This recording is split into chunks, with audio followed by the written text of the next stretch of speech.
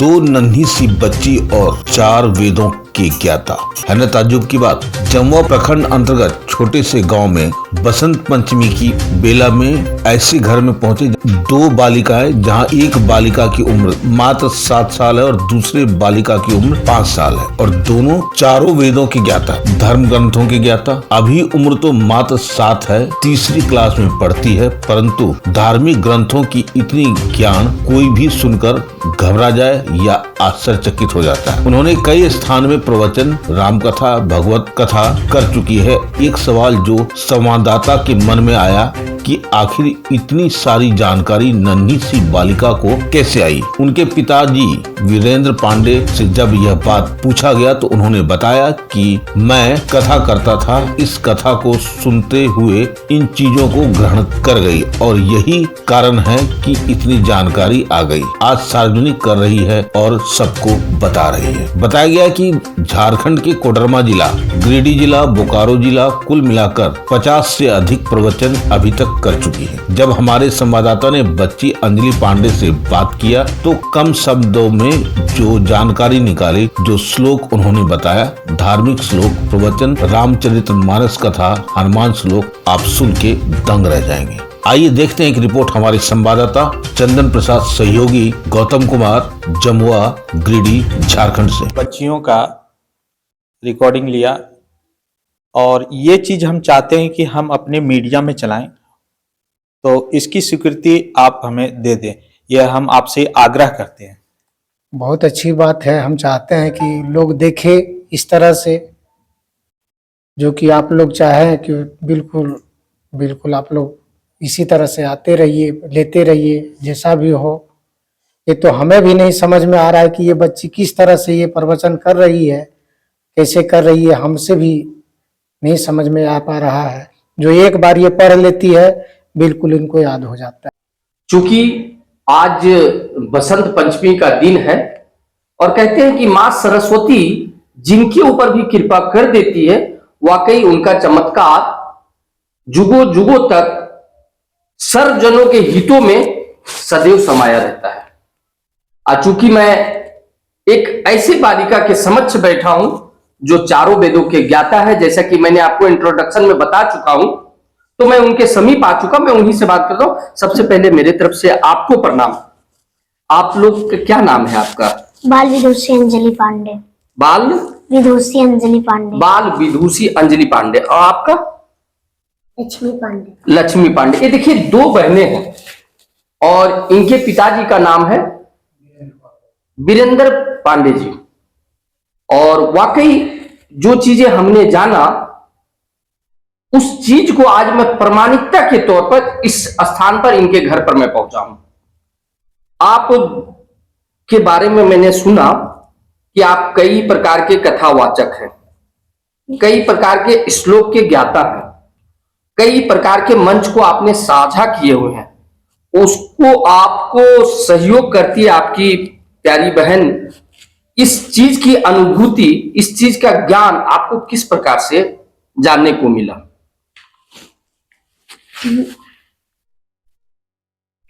किस प्रकार? मेरे पिताजी घर में पूजा पाठ करते हैं, तो मेरे भी मन में आया कि हम भी पूजा पाठ करें, तो हम पूजा पाठ करने लगे। हाँ, अब आप हमें कुछ सुनाइए जो आपको सबसे अच्छा लगता हो, जिसके कारण आप प्रचलित हुए हैं। शांतं श्वासत मा प्रेमेयमनिघं निर्वाण शांति प्रदम ब्रह्मा शंभु फणीन्द्र शव्यमनिशं वेदांत वेदं विभुं रामाख्यं जगदीश्वरं शुरगुरुं मायामनोषं हरिं वन्देऽहं करुणाकरं रघुवरं गोपालचूडामणिम् अतुलितबलधामं हेमशैलाभदेहं धनुजवनकृशानं ज्ञानिनामानगण्यं सकलगुणनिधानं वानराणामधीशं रघुपति प्रवक्तम बात जातम नमामि। रोक लीजिए। एक चीज मैंने आपको इंट्रोडक्शन के दौरान बताया था कि इन्हें सनातन धर्म के प्रति बड़ी आस्था, बड़ी निष्ठा, बड़ा प्रेम है। इनके बारे में क्या कहते, मैं इनसे बात करता हूं। क्षण भंगुर जीवन की कलिका, कल प्रात को जाने खिले ना खिले। मलिया चल की सुच शीतल मन, ये सुगंध शमीर मिले ना मिले। कलिकाल कुठार आणि कुऱ्हाडी लेकी खला है। कलिकाल कुठार लिए है खड़ा, तन मृग चोट जिले है ना जिले। इसीलिए हमरे राम जी के साच के अदालत हो, कि झूठ के वकालत चली है। हमरा राम जी के सच के अदालत हो, झूठ के वकालत चली है। सोजा होई है कि सोजा होई है, खराब तो हर हालत हो, ना झूठ के वकालत चली है। हमरा राम जी के सच के अदालत हो, ना झूठ के वकालत चली है। कपट के सीतावे से धैली सती मैया, धैली सती मैया, धैली सती मैया।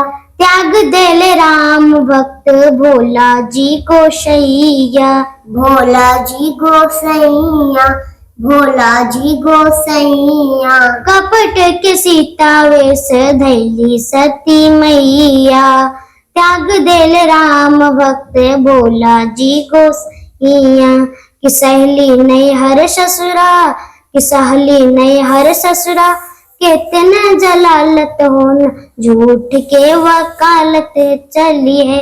हमरा राम जी के सच के अदालत हो, झूठ के वकालत चली है।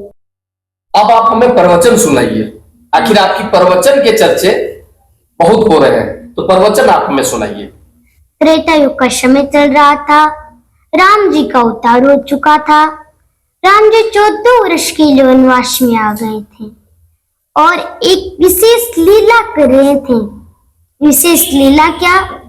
राम जी का पत्नी सीता का हरण रावण ने किया और राम जी पागलों की तरह सीता को खोज रहे। हे खाग मृग हे मधुकर सेनी, तुम देखी सीता मृग नयनी।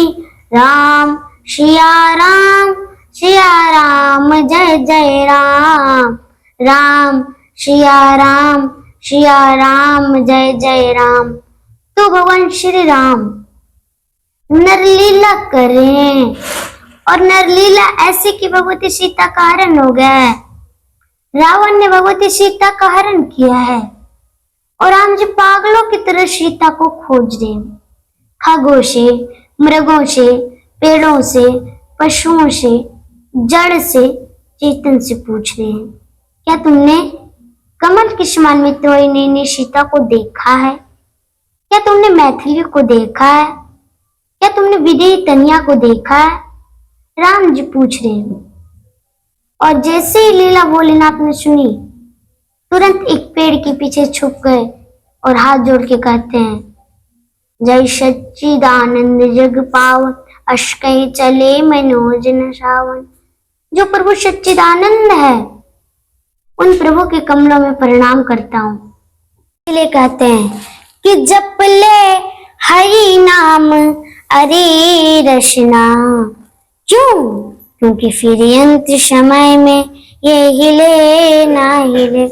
इसलिए साधक ने लिखा कि काहे माया में भुलाइल बड़ा तोता हो, कि खोता छोड़ के जाए के पड़ी। काहे माया में भुलाइल बड़ा तोता हो, कि खोता छोड़ के जाए के पड़ी। सगरी शरत खतनी मन बाउर होता हो, कि सगरी शरत खतनी मन बाउर होता हो, कि खोता छोड़ के जाए के पड़ी।